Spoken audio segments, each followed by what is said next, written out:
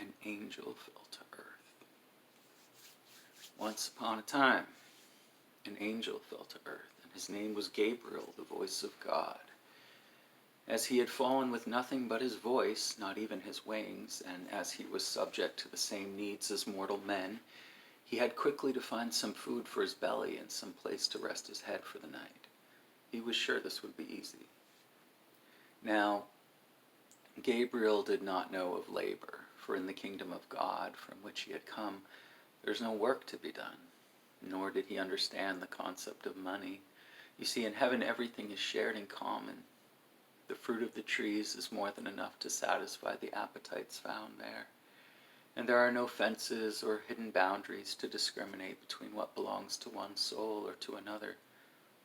In fact, Gabriel didn't even know about shelter. He had always simply slept on clouds under the stars. Oh, sure, there were cold places in heaven too, but nobody slept there. Souls multiplied slowly in heaven, so there was always enough room in the warm places for everyone. But now Gabriel was getting cold. He knew something was wrong. He was not quite where he should be. He had to find the warm places soon, but he was sure they were not far. All he had to do was discover their direction. "Kind sir," he said, approaching a rather worn-looking gentleman with some bundles in his arms, "won't you tell me the way to the warmth?" "Huh?" the man replied, clutching his bundles tighter and shrinking away. "The warmth, the place where it is warm. I seem to have lost my way." "What the—" The man hurriedly stormed away, almost afraid for his life, and sure he had just come into contact with a genuine lunatic. Oh dear, thought Gabriel for the first time. The sun was gradually setting behind the rooftops, and snow was beginning to fall ever so gently on the heads of all the people in the square. At least there are so many people, Gabriel thought, and cheered. He mounted the pedestal of a nearby statue, and with a sweeping gesture of his arm called out to the people all around.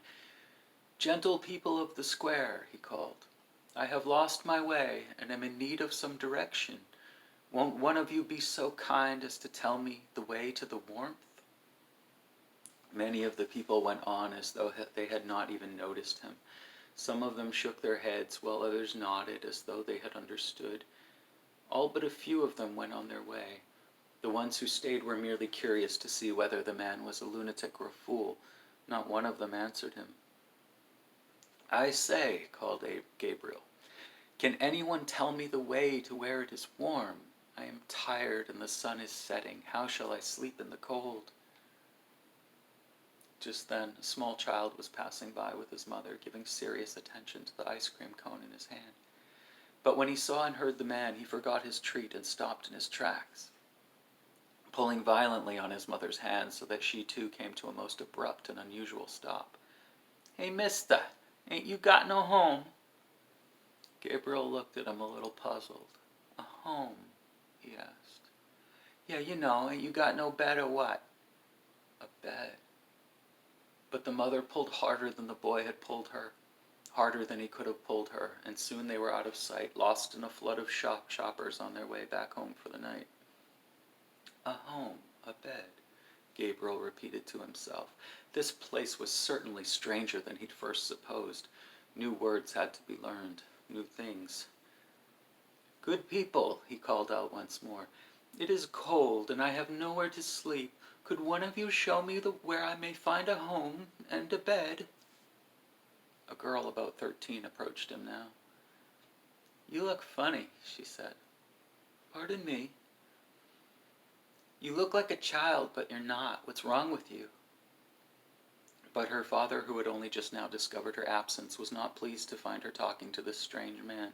He shot Gabriel a look the angel had never seen before. It was the oddest look. It tore through him and hurt as though he had fallen a second time. Surely the man had not intended to look at him that way. "Hello," said Gabriel with the tenderest smile. "Weirdo," replied the man, and he quickly disappeared back into the crowd with his daughter at the end of his arm. Another new word, thought Gabriel, but he was growing cold and had no time to be interested in learning new words or new things. He really had to find some place warm for the night. "Good people," he called, "I have no place warm to rest. Can one of you help me, please?" Just then a fragile gentleman, much bent over with years, approached the statue where Gabriel was standing. His face was pink and he wore a huge smile. "Young man," he called back, "come down from there." Gabriel climbed down and approached him at once. "What on earth do you think you're doing?" asked the old man. I need a warm place for the night," said the angel. "Oh, very well, come with me, and I'll take you to the shelter. You don't look like much of a threat after all." And he led him down the cobble streets through the cold and the snow, which had gathered force, it seemed, rather suddenly. The dark, too, had gathered much quicker than the angel was used to. As they walked, Gabriel realized how hungry he was, so he studied the trees along the sidewalk. Not one of them had any fruit. Not so much as an apple, and even apples grew in cold places. Now, along with the hunger, Gabriel felt something entirely unknown to him, a sense of concern, something he could not yet put into words, something decidedly bad, but he didn't yet know what bad was. "I'm hungry," he said to the kind old man. "I'll bet you are," came the reply. "Unfortunately for you, they must have stopped serving soup some hours ago. But then perhaps you are in luck after all," and he produced a napkin from his pocket, which he proceeded to unfold. A small bun, round as a fruit. There were so many words the man had spoken of which he was unsure, but Gabriel understood that this must be food the man was offering, and he took the bun with a tremendous display of gratitude. All right, said the old man. "Geez, it's only a stale dinner roll. You'd think it was the king's pheasant the way you're carrying on." Gabriel bit carefully into the bread. No, it was not like fruit at all, though the inside was softer than the outer part. It was hard to chew, had no juice, and hardly any flavor. But the man seemed to agree that it was food, so Gabriel did his best to get it into his belly and to be grateful still. Before long they came to the shelter. The old man showed him in, wished him well, and then he too disappeared back into the stream of shoppers outside. Gabriel approached the desk where a large round man sat looking at him. "Need a room, bud?" "A place warm to sleep," said Gabriel. "All the way to the end, you'll see it," said the large round man as he made a jabbing motion with his arm. Gabriel walked past many rows of cots, each divided from the others by dark blankets which hung from the ceiling like thin walls. In each room, someone lay snoring or tossing in their sleep. One man sat up, shuffling a deck of cards. Finally, Gabriel came to the last cot, which was empty, and he lay down at once. It was nothing like a cloud. Chapter 2. When Gabriel awoke, he was rather worse for wear. His back ached as it had never done before, and he was more hungry than ever for some real food. He quickly sprang up from his cot despite the pain he felt and headed back out into the street.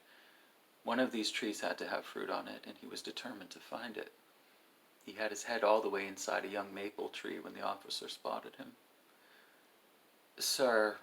Excuse me, sir," said the officer, "just what do you think you're doing?" Gabriel pulled his head out of the tree. "I'm looking for fruit," he said. "You're looking for fruit in a maple tree?" "Yes, well, I don't know what manner of tree it is, but look here, pal. Are you some kind of wacko or something? Because if you are, I'm supposed to take you in and process you and all that. So what's it going to be?" "Process me?" "Yeah, you look like either some kind of vagrant or some kind of mental patient or both. I don't know, but you're acting real strange here, and I got a job to do."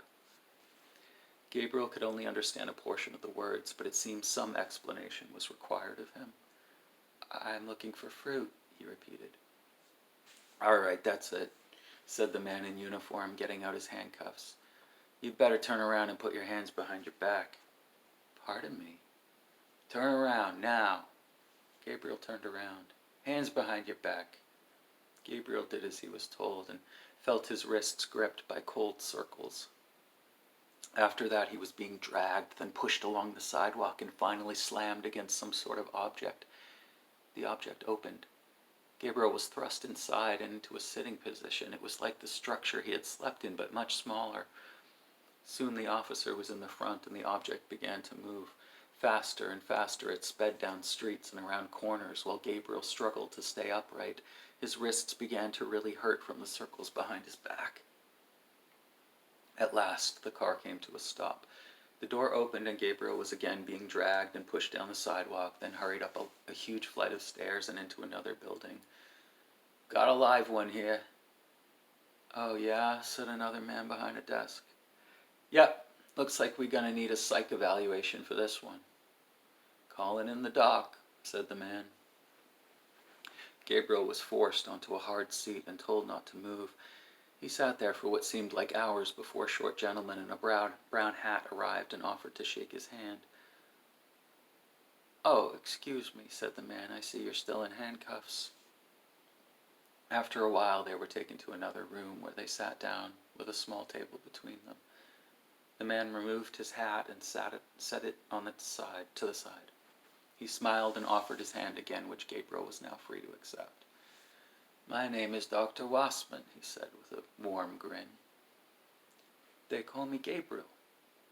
"Pleased to meet you, Gabriel. Yes. They tell me you were talking to a tree on the sidewalk. Is that right?" I was looking for fruit." "In a tree on the sidewalk?" "Of course. Where else?" "Well, if you want to find fruit, you have to go to a fruit stand or a grocery, yes. Fruit trees aren't planted on the sidewalk, you know." "They're not?" "Of course not. That would defeat the whole purpose." "The purpose of what?" inquired Gabriel. "Well, fruit costs money, of course, and we can't have fruit trees growing on the sidewalk where just anybody can eat from them. Do you see?" "I don't understand. Isn't that the purpose of fruit trees?" The doctor removed his glasses and polished them. This was an odd case. "You think fruit should be free, is that it?" "Free? You don't think you should have to pay?" "Pay?" "Look, it's very simple." The doctor proceeded to explain in the simplest terms he could think of the basic concept of economics. He even explained words when he had to. Gabriel was astonished. "So," he began, trying to wrap his mind around it, "you lock away the fruit?" "Yes, What have I been saying? Look, the farmer grows the fruit, and he deserves something for his efforts, doesn't he?" "But God grows the fruit." No. God does not grow the fruit. The farmer grows the fruit." "Because all the fruit trees are on farms?" "Precisely, on farms. And then the farmer sells them to the grocer, who houses them along with all the other food, and he sells them to the consumer, that's you. And you come in and you pick out a nice piece of fruit, and you pay for it, yes." "With money?" "Yes, with money you've earned." "How do I get this money?" "I explained this, didn't I? You have a job of your own, just like the farmer, and just as he gets money for growing the fruit, you get money for doing what you do, yes. Now you understand?" "I think so. Where I come from, we also have people who take care of the trees, but they do it because they enjoy doing it, and they don't ask us for anything before letting us try the fruit. The trees do not belong to them." It had taken Gabriel a while to gather the gist of this word belong, but he was beginning to understand, somewhat. "Look, it's very simple," said the doctor. "What do you do?" "I'm the voice," replied Gabriel.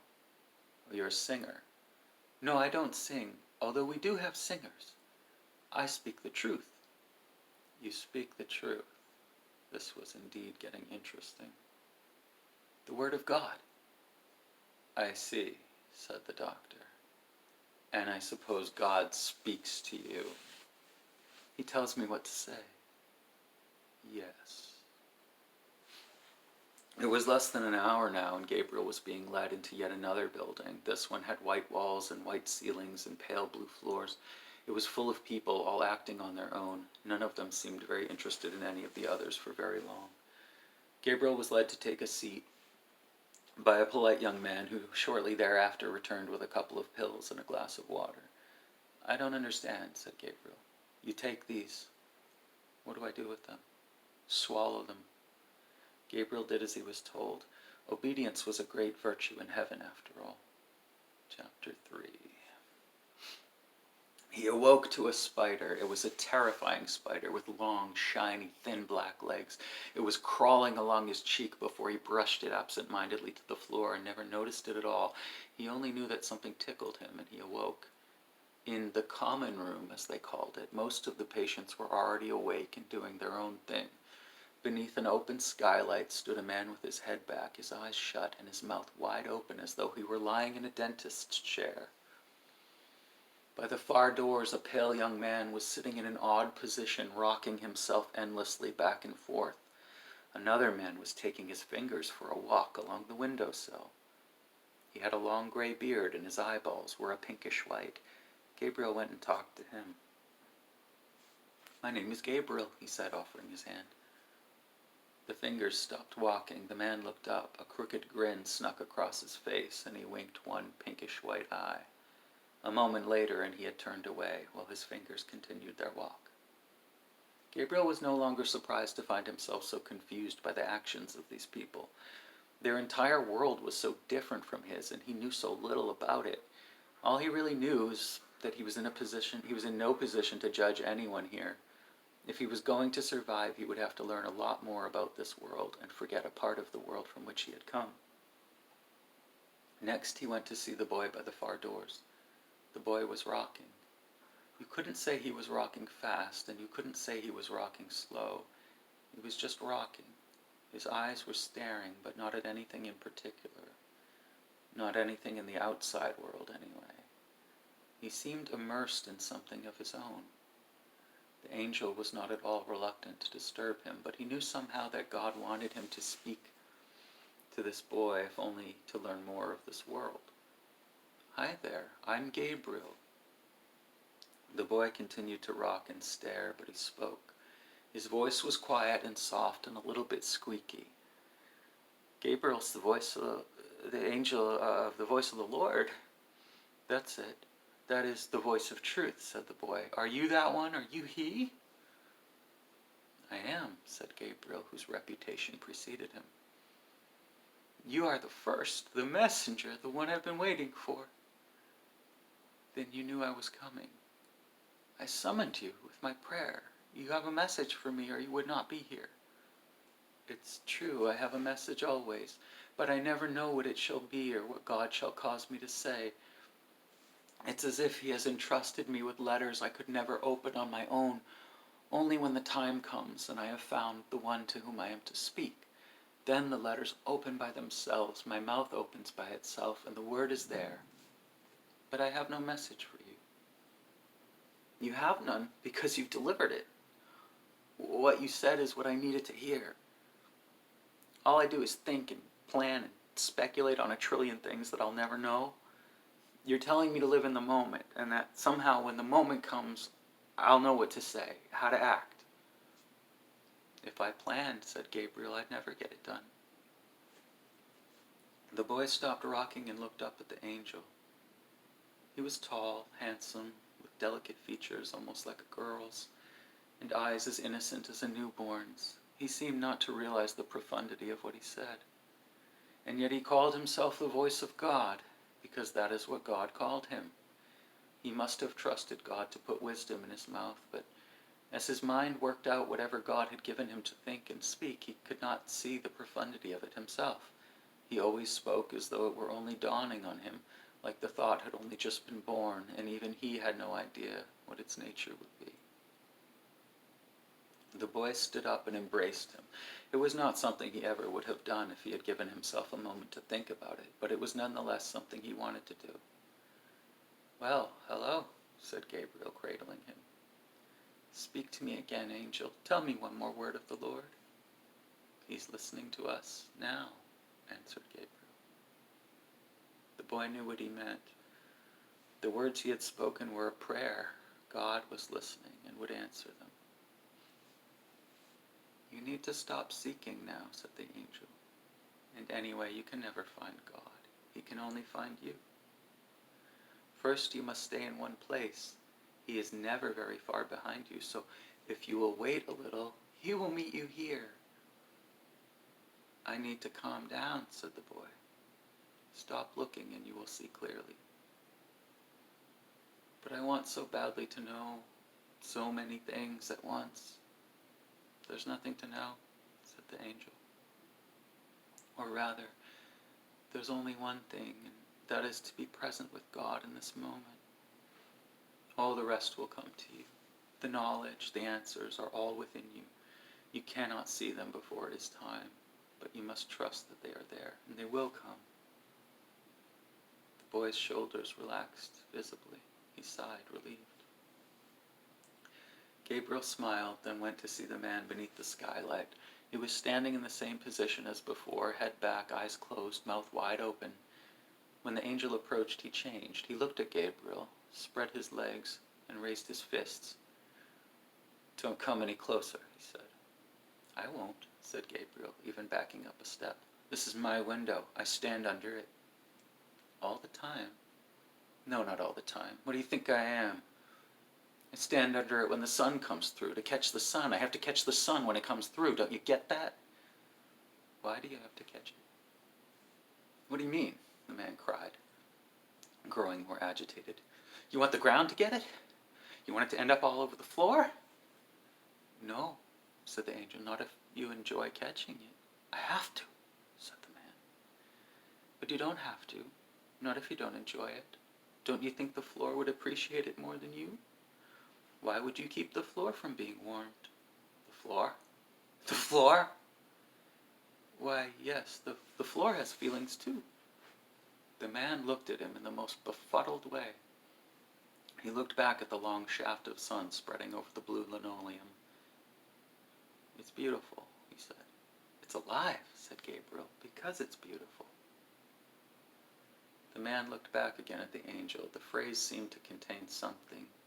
In his mind, he wanted to dig it out like the bottom of a peanut butter jar. Chapter 4. I read you, man. I know what your whole thing is. You're doing the innocent thing. I dig it. I know what that is. The gentleman speaking was very thin and excited. The angel was just lying on his bed thinking about God and feeling a little homesick when the man approached, speaking to him with tremendous animation. What do you mean? Asked Gabriel. Innocence. You're playing innocent, acting all sweet and naive. But you're just like the rest of us here. You're weak. That's okay. Like I said, I dig it, right? You gotta do what you gotta do. This place is a freak show. And I don't mean this place. No, this place is good enough. No, I'm talking about the world, man. The world is gone. It's a stinking jungle out there, brother. It's war. Half the people you meet are pirates or smugglers or something. You know what I'm saying? Gabriel got up from bed. He had decided to listen to these people the way he had listened to their prayers when he was in heaven. Up there you couldn't make out all these words and you didn't need to know them. You just felt what the person was feeling and the appropriate response would come. All these words down here were just confusing him. But if you didn't pay too much attention to their words, people's hearts were still easy to see. It's true, Earth is not what I was expecting exactly. But I have felt human prayers for thousands of years. I'm surprised at my own foolishness. I knew there would be challenges, but I imagined I would be better prepared for them than I am. The people are indeed weak, as you say. They are frightened, and now I am one of them. I do not want to be frightened. What is this place? The thin man was grinning and nodding to himself, extracting a cigarette from a tired-looking pack and putting it to his lips. Instead of lighting it, though, he took it out of his mouth and began pointing at Gabriel as he spoke. So you're like an alien, is that it? Great. Yeah, no, that's great. I dig it. Hey, if you can make that work, right, guy? Yeah, no. So you're like this crazy stranger here and you don't know anything. I like that. Hey, how's that working for you? People take pity on you or what? Wow, they must think you're bonkers. But I bet you're not. You seem real slick to me, kid. I'm no fool. I'm not an alien exactly, Gabriel explained, but a celestial being, one of the principal emanations of God. I don't know how I ended up all the way down here on Earth. I don't remember receiving a mission like this. The last thing he said to me was, "Go forth and spread my word." I had no idea he wanted me to come this far. Usually I just whisper in the ears of poets, philosophers, and priests. I get you. Hey, I'll play along. I bet that's what a lot of people do, huh? I bet they do it just to mess with you, right? They pretend like they believe your story, but then they just mess with you. Hey, but I'm not messing with you straight up. I'll just help you get your story down. If you know it really well, they'll think you believe it. Hey, you might even start believing it yourself. And more power to you if you do. Man, it would be swell to go crazy, right? Like to really believe you were an angel or something great like that. It does feel good to know that I'm so close to God and that I am wonderfully made to do His will. There's nothing like it in this world. Right, I'm with you. So like what do angels do? In heaven, we fly from perch to perch, prompted by the leadings of God. According to the purpose for which He has fashioned us, we perform good works.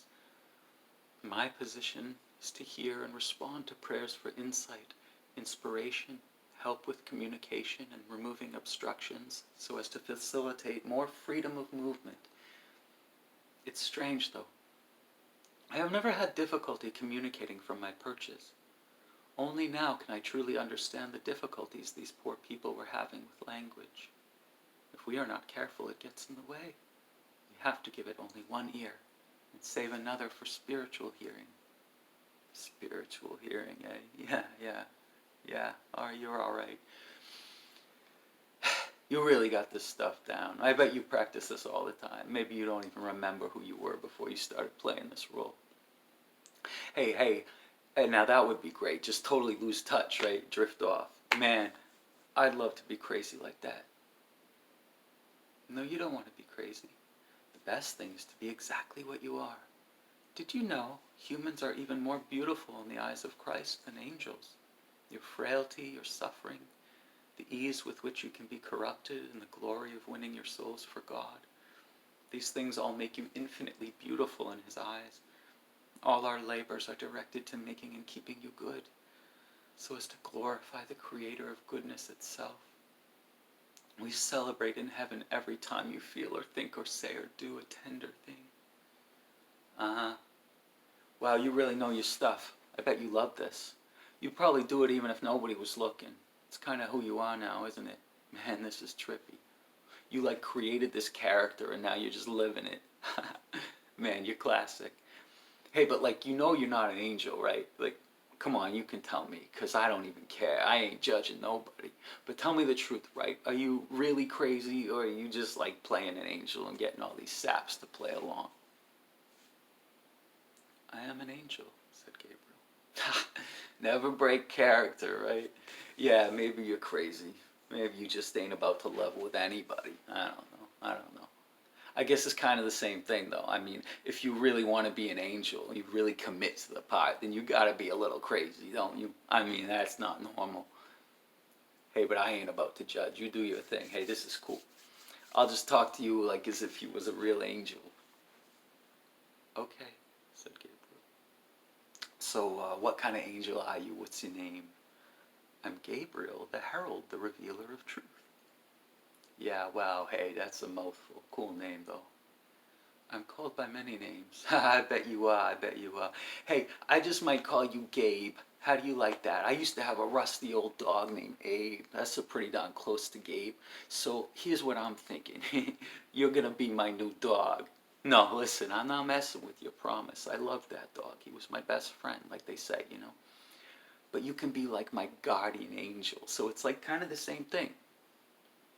Dogs are especially blessed animals.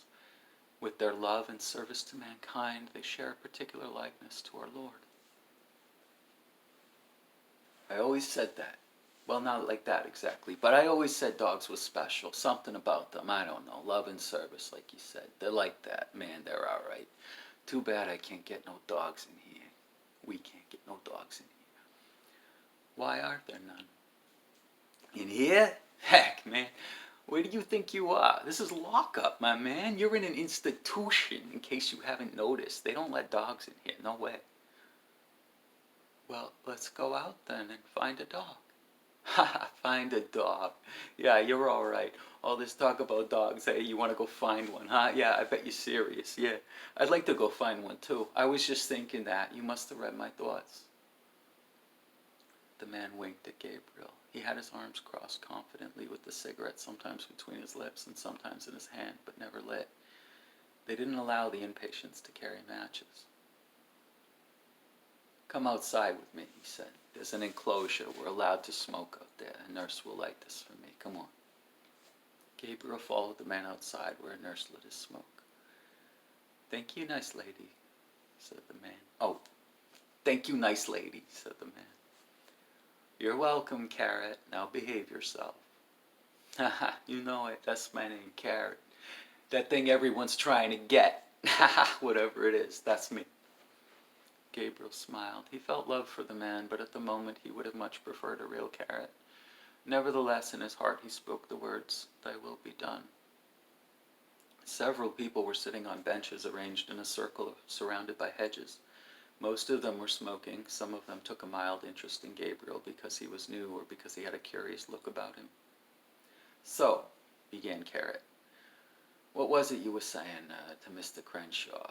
To make him smile like that. I saw you talking to him. He's been standing like a statue under that skylight every day since I got here. Now he's playing backgammon with Mr. Wells in his room. So what's the deal? You say something to him? You cure him?" "I told him sunlight was not wasted on the floor." "Not if somebody's finding it beautiful, right? Yeah, I heard what you said. Something about beauty. Hey, but nobody's in there looking at it right now. Just a puddle of sunlight. Nobody gives a rat's. The floor's being warmed. In a moment, one of the patients here is going to walk over and sit down on the warm tiles." "Is that so?" "Yeah, we'll see. I just don't know how saying something about beauty or whatever got Mr. Crenshaw to change his habits. People been talking to him, trying to get him to come away from there and do something every single morning and afternoon for weeks. You say something and he's playing backgammon." A bald man with a red beard could be seen inside through the windows. He was walking over to the skylight. A moment later he sat down in the small patch of light underneath it and turned his smiling face up to be warmed by the sun. Carrot saw it and gave Gabriel a suspicious look. "You think you predicted that?" "I saw it. God showed it to me." "Uh-huh. Look, I don't know if I like you. This whole thing you're doing, you think you're fooling anybody?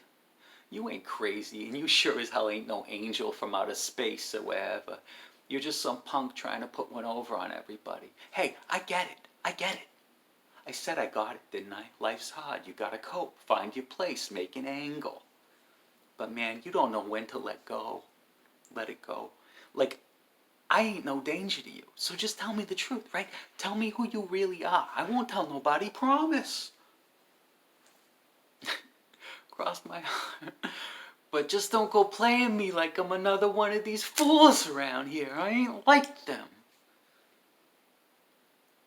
"Sometimes it's better to risk being foolish in order to believe. What if I am an angel after all? Would it not be preferable to keep an open mind and wait a while before passing your judgment? That is, if you are determined to make a conclusion regardless of the evidence or lack of evidence,